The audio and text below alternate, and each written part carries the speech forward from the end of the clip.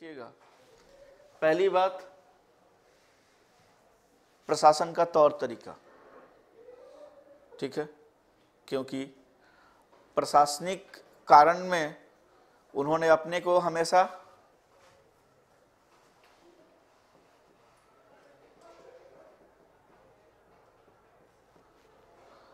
नस्लीय श्रेष्ठता के रूप में अपने को दिखाने की कोशिश की। रेशियल सुप्रीमेसी, हम श्रेष्ठ हैं, तो टीज करने वाली बात हो गई, चिढ़ाने वाली बात हो गई। दूसरा, नए कानून, जो आम लोगों के समझ की बाहर की बात है, जो एक तो नया कानून, और तीसरी बात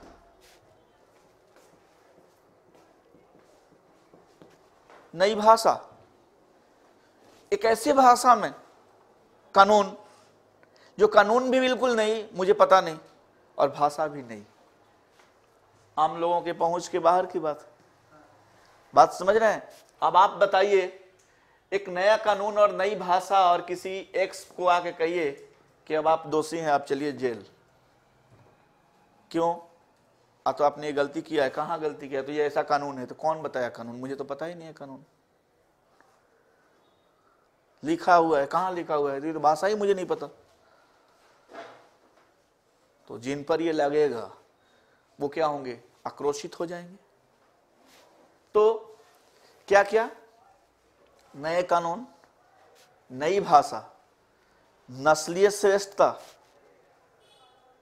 उसके बाद उनकी जो नई प्रशासनिक संरचना, एक नया एडमिनिस्ट्रेटिव स्ट्रक्चर, जिस स्ट्रक्चर में पहले के लोगों का कोई रोल नहीं है, और वो लोग क्या हो गए? हट गए वहां से। जो लोग उससे वंचित हुए, या जिस नए कानून और भाषा के वजह से जिन लोगों को प्रताड़ित किया जा रहा था, नस्लीय श्रेष्ठता के आधार पर जिन लोगों को प्रताड़ित किया जा रहा था, निश्चित रूप से वो लोग क्या हो रहे थे? एगेंस्ट हो रहे थे। किसके? ब्रिटिश सत्ता के। तो निश्चित रूप से इसके वजह से असंतोष बढ़ रहा था, और इसने क्या किया? 1857 के विद्रोह के रूप में अभिव्यक्ति जब मिल रही थी, तो उसमें इन्होंने सहयोग किया। अगला पॉइंट,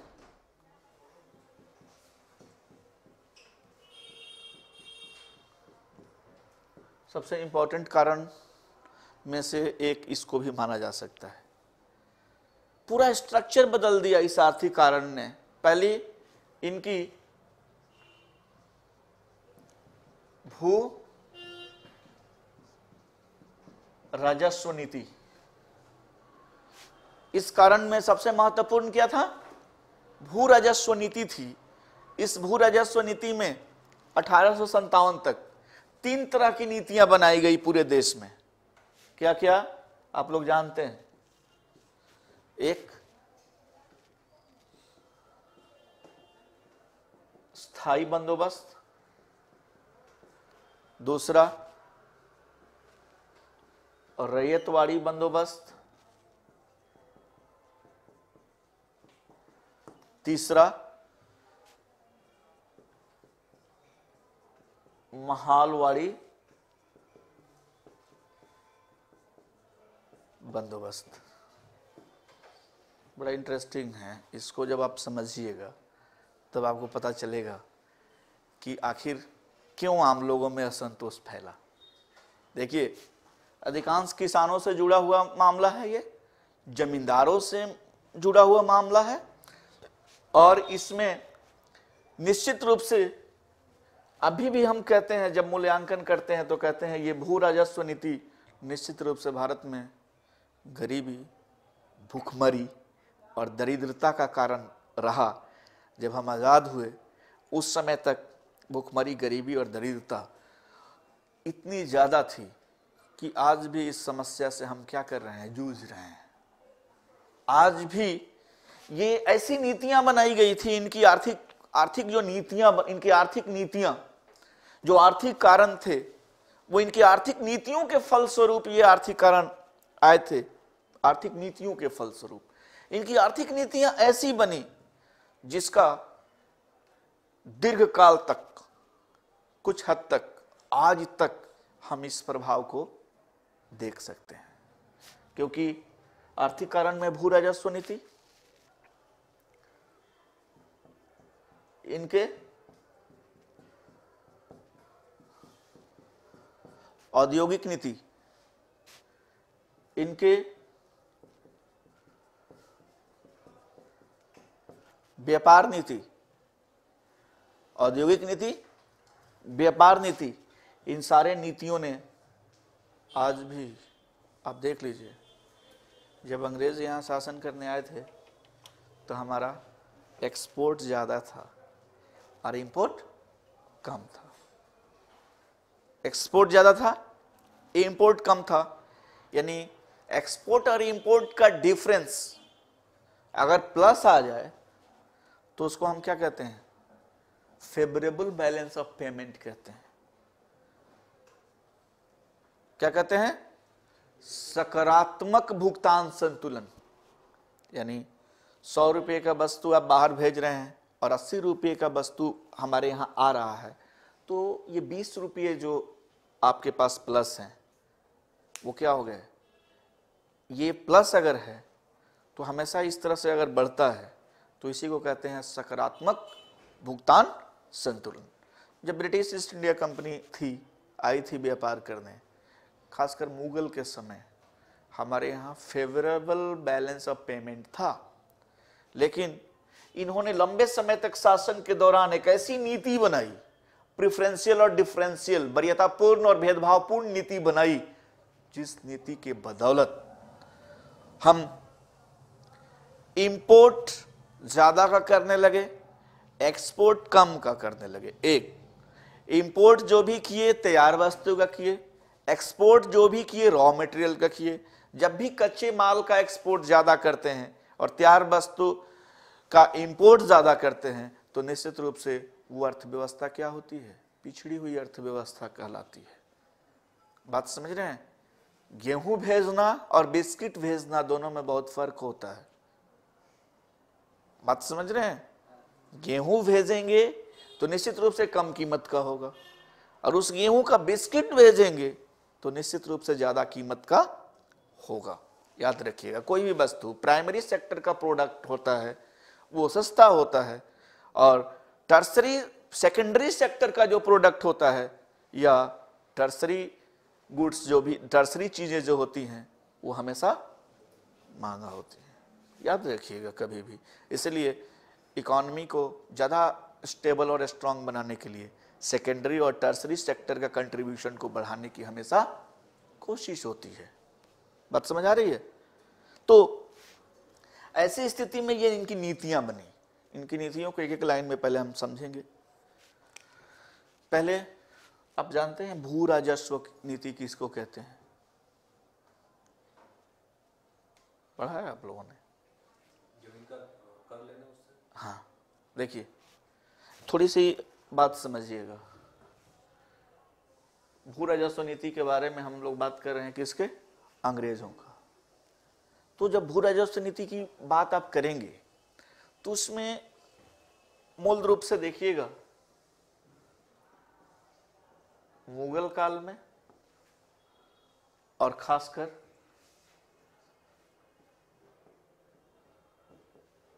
अंग्रेजी शासन में, कहां की बात हम लोग कर रहे हैं? भारत की बात कर रहे हैं। यहां जो मुगल काल में किसान जो उत्पादन करता था, भू राजस्व क्या था?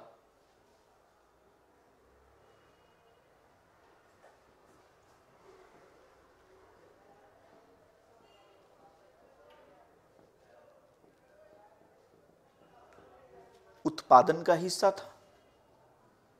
भू राजस्व क्या था? उत्पादन का हिस्सा। समझिएगा, उत्पादन हुआ तो हिस्सा मिलेगा और उत्पादन नहीं हुआ तो हिस्सा नहीं मिलेगा। अब एक देखिए, उत्पादन का हिस्सा था और यहां भू राजस्व अंग्रेजों ने क्या किया?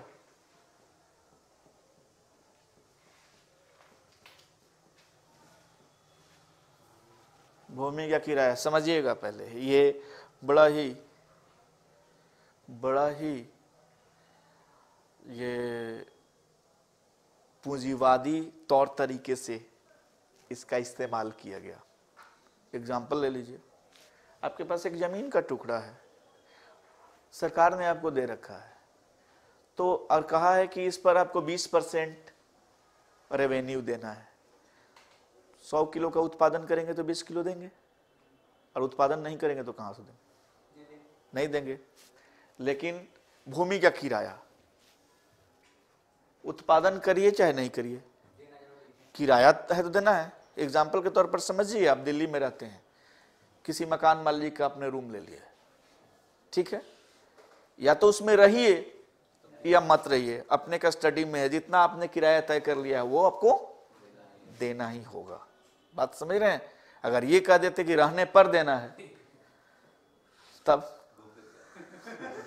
बात समझ रहे हैं? तो ऐसा नहीं होगा। इन्होंने कहा भू राजस्व उत्पादन का हिस्सा, और अंग्रेजी शासन में कहा गया भूमि का किराया। इन्होंने क्या कहा? भूमि को खरीदने बेचने का अधिकार नहीं, यहां खरीदा बेचा जा सकता था।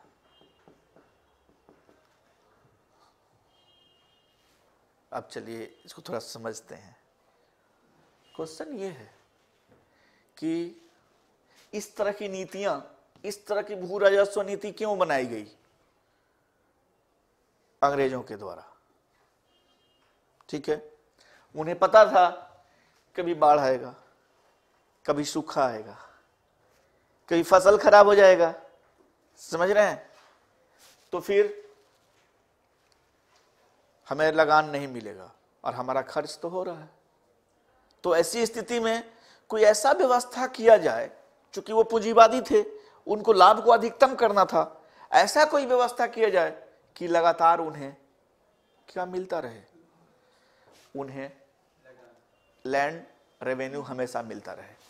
तो अगर फसल खराब हो गया तो कोई बात नहीं है, मोर्टगेज कर लीजिए, किसी को गिरवी रख दीजिए, कर्ज ले लीजिए, लेकिन हमें लगान चुका दीजिए। इससे हुआ क्या?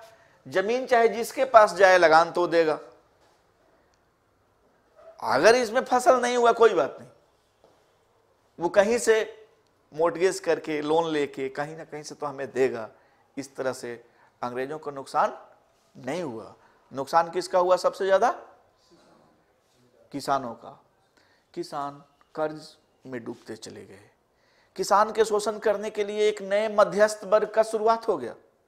साहूकार आ गए बीच में, मनी लेंडर्स, साहूकार आ गए, वो उन्हें कर्ज देने लगे और इंटरेस्ट रेट ऊंचा, और कभी कई बार 10 पर एक शून्य भी लगाते रहते थे। अर्थात वो अनपढ़ किसानों को 10 रुपया लोन देके उसको 100 रुपये बनाया जा सकता था, और वो हमेशा हमेशा के लिए साहूकारों के चंगुल में फंस जाते थे, जमींदारों के चंगुल में फंस जाते थे, और बंधुआ मजदूरी जैसी व्यवस्था की शुरुआत हो गई। और ये शोषण अंग्रेजों ने नहीं, किसने किया? भारत के लोगों ने ही भारत के लोगों का किया। बात समझ रहे हैं? छोटा सा एक और एग्जाम्पल, समझ आ रहा है? छोटा सा एक और एग्जाम्पल, भू राजस्व नीति में जो अस्थाई बंदोबस्त था, ये बंदोबस्त किया गया किसके साथ? जमींदारों के साथ किया गया। कहां कहां ये व्यवस्था लगाई गई? बंगाल में, बिहार में, उड़ीसा में, उत्तरी कर्नाटक में और बनारस डिवीजन में। ठीक है, ये एरिया था जहां ये व्यवस्था किया गया। खासकर पूरा ब्रिटिश भारत का 19% क्षेत्र पर यह लागू किया गया था। किससे समझौता हुआ? जमींदार से कहा गया कि पूरा एरिया का जमीन आपका, आपको क्या करना है कि इस जमीन से फिक्स कर दिया कि 100 रुपये आपको वसूलना है, मान लीजिए 100 रुपये वसूलना है, नियत पैसा वसूलना है, जिसका 89% ब्रिटिश खजाना में जमा करना है और 11% वसूली खर्च के रूप में अपने पास रख लेना है। कौन ये करते थे? जमींदार।